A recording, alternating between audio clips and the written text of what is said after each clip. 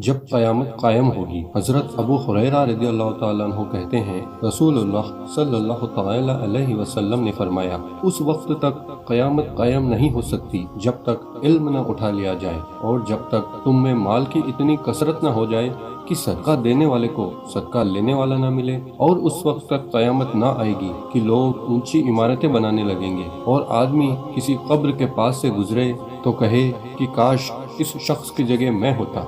और उस वक्त तक क़यामत नहीं आएगी कि सूरज मगरिब से ना निकले।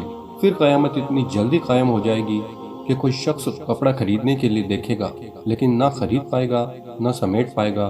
क़यामत हो जाएगी। किसी ने ऊँटनी का दूध दुहा लेकिन पी न सकेगा। क़यामत हो जाएगी। किसी शख्स ने जानवरों के लिए पानी का हौज बनाया लेकिन जानवर पानी पी न पाएगा। क़यामत आ जाएगी। किसी शख्स ने मुंह में डालने को लुकमा उठाया होगा लेकिन खा न सकेगा। क़यामत कायम हो जाएगी।